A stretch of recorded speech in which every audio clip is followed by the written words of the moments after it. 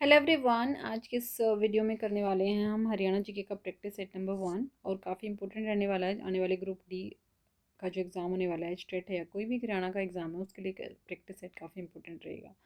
तो उम्मीद करती हूँ वीडियो आपको पसंद आएगी। अगर अभी तक चैनल को सब्सक्राइब नहीं किया है तो चैनल को सब्सक्राइब कर लें। चैनल का नाम है क्विक लर्निंग। तो चलिए स्टार्ट करते हैं। फर्स्ट क्वेश्चन है हमारा आज का, महाभारत में हरियाणा को बहुधान्य कहा गया। बहुधान्य का अर्थ क्या है? ठीक है, ऑप्शन है देवों की भूमि, कृषि की भूमि, अत्यधिक समृद्ध भूमि। ठीक है, तो आंसर इसका क्या रहेगा? ऑप्शन नंबर डी रहेगा। ठीक है, पहले तो ये पूछा जाता है कि महाभारत में हरियाणा को क्या कहा गया। तो महाभारत में हरियाणा को कहा गया था बहुधान्य। ठीक है, जिसका अर्थ होता है अत्यधिक समृद्ध भूमि। इसके अलावा भी हरियाणा को अलग अलग नामों से जाना जाता है। जैसे हम देखते हैं, सबसे इम्पोर्टेंट पूछा जाता है कि ऋग्वेद में हरियाणा को क्या कहा गया। ठीक है, तो ऋग्वेद में हरियाणा को जो है वो किस नाम से जाना जाता था? रज हरियाणा। मोस्ट इंपॉर्टेंट क्वेश्चन है, बहुत बार पूछा गया है। ठीक है, रज हरियाणा के नाम से हरियाणा को जाना जाता था।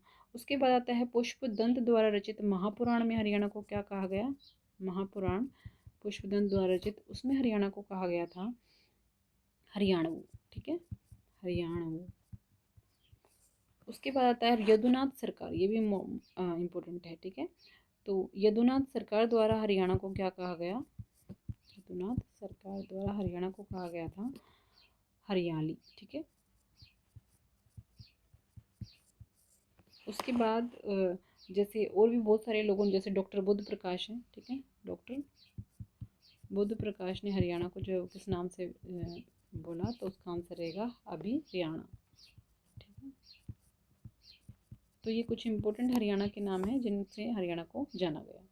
नेक्स्ट क्वेश्चन है, बनावली किस जिले में स्थित है जहाँ सिंधु घाटी सभ्यता के साक्ष्य पाए गए? ठीक है, तो ऑप्शन है आपके पास कुरुक्षेत्र, रेवाड़ी, फतेहाबाद या फिर महेंद्रगढ़।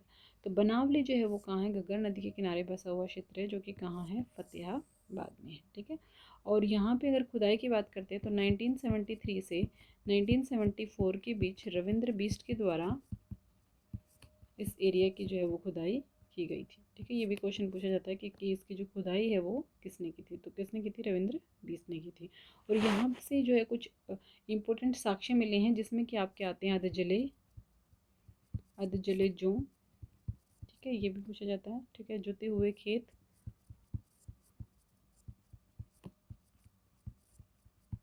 मिट्टी से बना हुआ हल। ठीक है, मिट्टी से बना हल, बैलगाड़ी के पहिए। ठीक है, तो कुछ ये इंपॉर्टेंट चीज़ें यहाँ से मिली हैं, तो ये याद रखनी है। नेक्स्ट क्वेश्चन है, पंडित निकीराम शर्मा ने अपनी राष्ट्रवादी गतिविधियों को हरियाणा के किस क्षेत्र में केंद्रित किया? ऑप्शन है महेंद्रगढ़, रोहतक, हिसार या फिर पानीपत।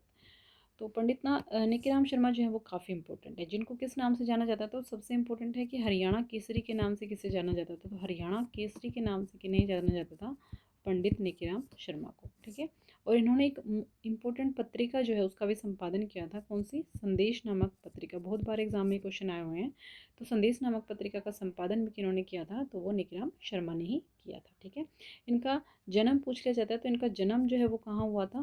तो इनका जन्म जो है वो कैलंगा भिवानी में हुआ था। ठीक है, जन्म तो वो भिवानी में हुआ था, लेकिन इनकी राष्ट्रवादी गतिविधियां जो है वो कहाँ पे, किस क्षेत्र में केंद्रित थी? तो इसका आंसर है ऑप्शन नंबर बी, रोहतक में जो है वो इनकी राष्ट्रवादी जो गतिविधियां, जैसे इन्होंने बहुत सारे आंदोलनों में भाग लिया। जैसे रोलेक्ट एक्ट है, उसका विरोध किया, सहयोग आंदोलन में भाग लिया। ठीक है, भारत छोड़ो आंदोलन, इन सब आंदोलनों में इनकी सक्रिय भूमिका रही है। ठीक है, तो ये काफ़ी इंपॉर्टेंट है हरियाणा केसरी निकीराम शर्मा के बारे में।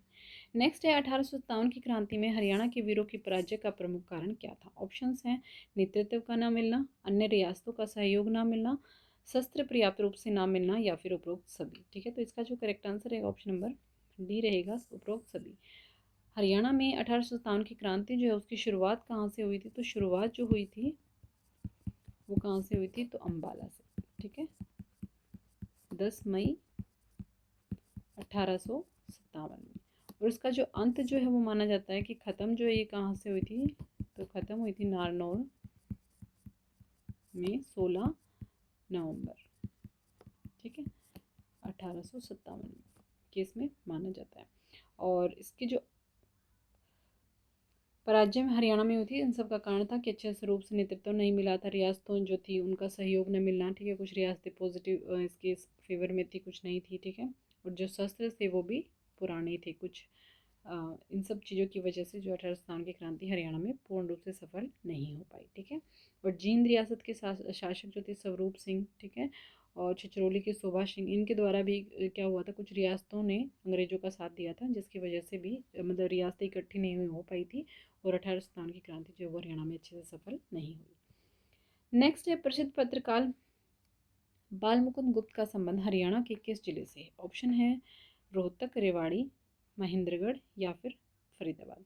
तो बाल मुकुंद गुप्त जो है वो बहुत ही इम्पोर्टेंट पत्रकार रहे हैं हरियाणा के, और इनका संबंध कहाँ से है? तो इनका जन्म जो है वो रेवाड़ी के कुड़ियानी गांव में हुआ था, ठीक है। ये बहुत बार पूछा जाता है कि इनका जन्म जो है कहाँ हुआ था, तो रेवाड़ी के गुड़ियानी में हुआ था। तो इनका संबंध कहाँ से है? आंसर रहेगा ऑप्शन नंबर बी, रेवाड़ी से, ठीक है। बहुत इंपॉर्टेंट ये रहे हैं, बहुत सारी इनकी प्रमुख रचनाएं भी हैं जो एग्ज़ाम में पूछी जाती है, जैसे कि आपके अगर कोहिनूर जो है इनका अखबार चुनाव, ठीक है, इन सब का, और कोहिनूर इनका संपादन भी इन्होंने किया था, ठीक है। कोहिनूर बहुत बार एग्ज़ाम में आता है।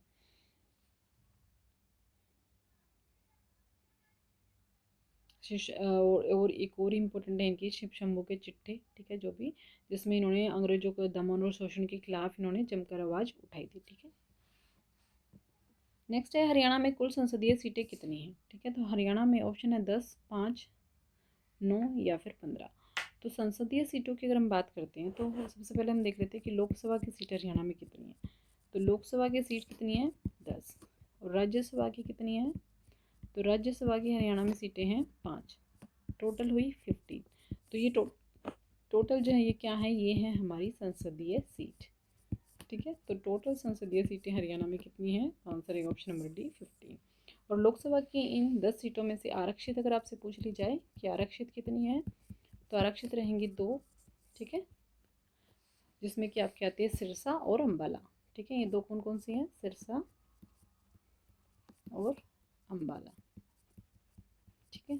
तो ये रहेगा इम्पोर्टेंट। नेक्स्ट है हरियाणा के कौन से जिले की स्थिति हरियाणा के दक्षिण पश्चिम में है? करनाल, सिरसा, रेवाड़ी या फिर चरखी दादरी। तो दक्षिण पश्चिम में अगर पूछ ली जाए तो हरियाणा की किसकी स्थिति है? तो आंसर है option number D, Charkhi Dadri. Next है हरियाणा में भाखड़ा प्रणाली के अंतर्गत कुल कितनी नहरें आती हैं, ठीक है। ऑप्शन है 472, 522, 528 या फिर 526, ठीक है। तो भाखड़ा नहर प्रणाली के अंतर्गत जो नहरें आती हैं, तो आंसर रहेगा ऑप्शन नंबर बी, 522, ठीक है। नेक्स्ट है लाठ की मस्जिद हरियाणा में कहाँ स्थित है? तो लाठ की मस्जिद काफ़ी इम्पोर्टेंट है, जिसका निर्माण जो है वो किसने किया था? तो फिरोज शाह तुगलक द्वारा किया गया था, द्वारा इसका निर्माण किया गया था। और ये कहाँ है? ऑप्शन नंबर बी, हिसार, ठीक है। नेक्स्ट है हरियाणा के किस भाग में सबसे कम वर्षा होती है? तो ऑप्शन है उत्तर पूर्व, दक्षिण पूर्व, उत्तर पश्चिम या फिर दक्षिण पश्चिम। तो हरियाणा में सबसे कम वर्षा जो है वो कहाँ होती है? तो आंसर रहेगा ऑप्शन नंबर डी, दक्षिण पश्चिम में होती है, ठीक है। सबसे कम वाला एरिया अगर आपसे पूछ लिया जाए तो दक्षिण पश्चिम में। लेकिन अगर पूछा जाए कि सबसे ज़्यादा राज्य में सबसे अधिक वर्षा वाला स्थान, ठीक है, ये अलग अलग क्वेश्चन है कि सबसे ज़्यादा, एक सेकेंड, सबसे ज़्यादा वर्षा वाला स्थान हरियाणा में कौन सा है? तो ये आएगा आपका छिछरौली, ठीक है। और सबसे कम वर्षा वाला स्थान अगर आपसे पूछ लिया जाए, सबसे कम वर्षा वाला स्थान, तो यहाँ पे आएगा लोहारू, ठीक है। और सबसे शुष्क जिला अगर पूछा जाए कि सबसे शुष्क जिला कौन सा है, सूखा शुष्क जिला, तो वो है आपका महेंद्रगढ़, ठीक है। और औसत वर्षा पूछी जाए कि राज्य की औसत वर्षा कितनी है, औसत वर्षा हरियाणा में जो होती है वो कितनी होती है? 40 से 45 सेंटीमीटर तक, ठीक है।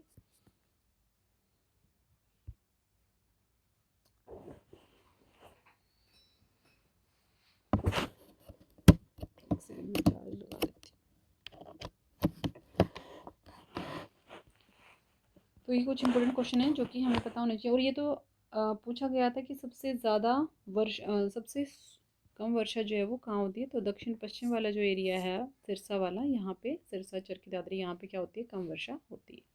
नेक्स्ट है हरियाणा में सबसे ज़्यादा पुरुष साक्षरता दर किस जिले में है। तो सबसे ज़्यादा पुरुष साक्षरता दर की अगर हम बात करते हैं तो वो कहाँ पे है, ऑप्शन नंबर सी रहेगा, रेवाड़ी में।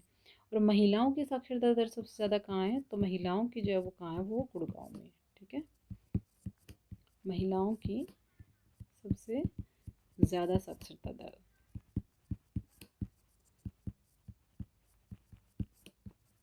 और आपसे पूछ ले कि ओवरऑल कम साक्षरता दर, तो सबसे कम साक्षरता दर वो कहाँ है, नूंह में है। नूंह मेवात भी आ जाता है। ठीक है, सबसे कम साक्षरता वो हरियाणा में कहाँ है, नूंह मेवात में। ठीक है, नेक्स्ट है फिश एंड प्रजनन केंद्र हरियाणा में कहाँ है। ठीक है, ऑप्शन है आपके पास पिंजौर, तो पंचकुला, पिंजौर, मोरनी या फिर कुरुक्षेत्र। तो फिश एंड प्रजनन केंद्र अगर हम बात करते हैं तो कहाँ है, ऑप्शन नंबर सी रहेगा, मोरनी में। ठीक है, तो ये भी काफ़ी इंपॉर्टेंट प्रजनन केंद्र भी हैं। इसके अलावा कुछ और इम्पोर्टेंट प्रजनन केंद्र भी हैं, जैसे कि आपके आते हैं चिंकारा प्रजनन केंद्र।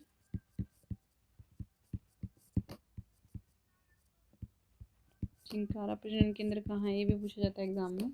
तो चिंकारा कहाँ है, कैरो, भिवानी में। ठीक है, उसके बाद पूछा जाता है मगरमच्छ प्रजनन केंद्र। मगरमच्छ प्रजनन केंद्र जो है वो कहाँ है, फोर सेदान। ये कहाँ है, आपका कुरुक्षेत्र में है। ठीक है, उसके अलावा पूछा जाता है रेड जंगल फाउल। रेड जंगल फाउल प्रजनन केंद्र, ये कहाँ पे है, ये है पिंजौर। ठीक है, पंचकुला में। उसके बाद आता है गिद्ध संरक्षण। ठीक है, गिद्ध संरक्षण प्रजनन केंद्र,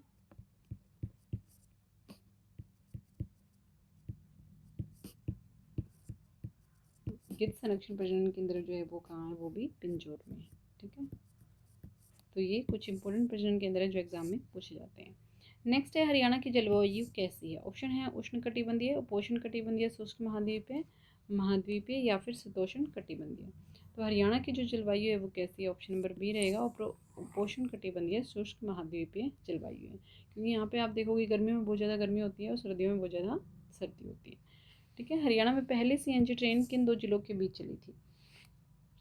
तो हरियाणा में पहली सीएनजी ट्रेन जो है वो कहाँ चली गई थी, रोहतक से फरीदाबाद, रोहतक से रेवाड़ी, रोहतक से झज्जर या फिर रोहतक से भिवानी। तो पहली सीएनजी ट्रेन हरियाणा में जो चली थी वो चली थी रोहतक से रेवाड़ी के बीच। ठीक है,